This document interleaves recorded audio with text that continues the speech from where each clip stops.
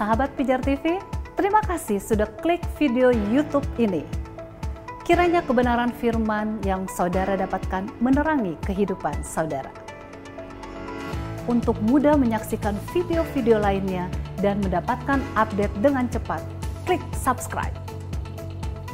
Jangan lupa, berkat Tuhan jangan disimpan sendiri. Klik tombol share di bawah. Dan bagikan video ini ke sebanyak-banyaknya orang yang saudara kenal. Salam terang bagi Indonesia.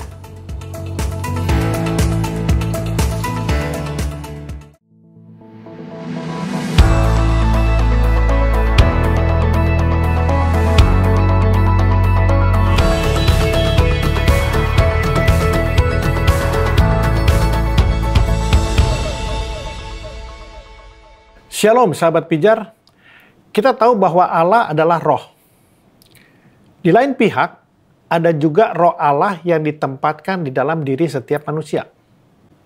Ingat di dalam Alkitab, dalam Kejadian, pasal 2 ayat 7 dikatakan bahwa ketika Allah membentuk manusia dari debu tanah, Allah menghembuskan nafas hidup kepada manusia. Maka manusia disebut makhluk hidup. Dari ayat ini kita tahu bahwa manusia juga memiliki roh yang dari Allah.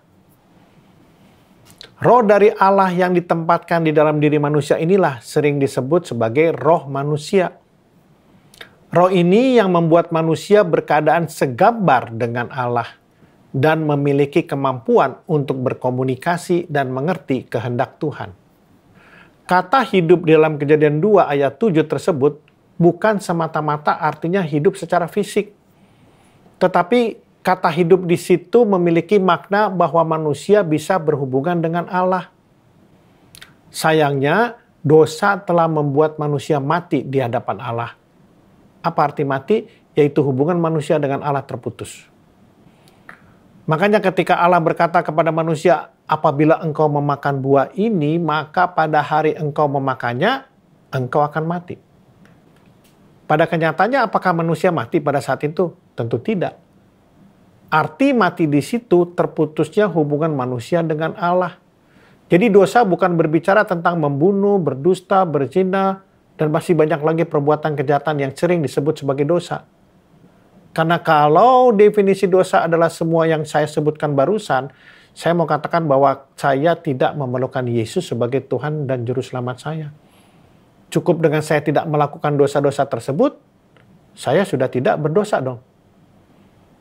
Nah kalau begitu dosa berbicara tentang apa dong? Dosa berbicara tentang status kita di hadapan Allah. Status yang seperti apa? Status di mana manusia telah terputus hubungannya dengan Sang Pencipta. Status di mana manusia sudah kehilangan kemuliaan Allah. Status di mana manusia tidak ada yang benar di hadapan Allah. Dalam arti tidak satu pun perbuatan baik kita yang dapat membuat kita benar di hadapan Allah. Jadi jangan heran kalau seorang bayi lahir langsung berstatus sebagai seorang yang berdosa di hadapan Allah. Padahal dia sama sekali belum berbuat kejahatan. Di hadapan Allah, semua manusia tidak berakal budi. Tidak seorang pun mencari Allah. Hal ini dikatakan Paulus dalam Roma pasal 3. Ketika kita sudah mengerti bahwa dosa berbicara tentang status, disitulah kita membutuhkan Yesus sebagai juru selamat kita. Kenapa? Karena hanya melalui kematian, penderitaan, kebangkitan, dan kenaikannya ke surga, status kita diubahkan. Status kita yang tadinya orang-orang berdosa yang seharusnya menerima maut, diubahkan menjadi status kita sebagai anak-anak Allah. Ketika status kita menjadi anak-anak Allah, maka kita sudah tidak berada lagi di dalam kumpulan orang-orang yang akan menerima maut. Ingat bahwa definisi maut adalah keterpisahan manusia dengan Allah untuk selama-lamanya. Dosa membuat manusia terfokus pada dirinya sendiri. Dosa telah membuat manusia tidak lagi dikendalikan dan dituntun oleh kehendak Allah. Sehingga dalam konteks ini manusia bukan lagi menjadi anak-anak Allah. Allah ingin menempatkan kembali manusia sebagai anak-anaknya. Maka ia memberikan anugerahnya melalui karya keselamatan Yesus Kristus. Karya keselamatan berbicara tentang sebuah proses yaitu proses untuk mengubah status manusia sebagai anak-anak Allah. Kata proses di sini memiliki dua unsur, yaitu cara dan waktu. Caranya adalah cara Allah, dan waktunya juga harus waktu Allah, bukan manusia.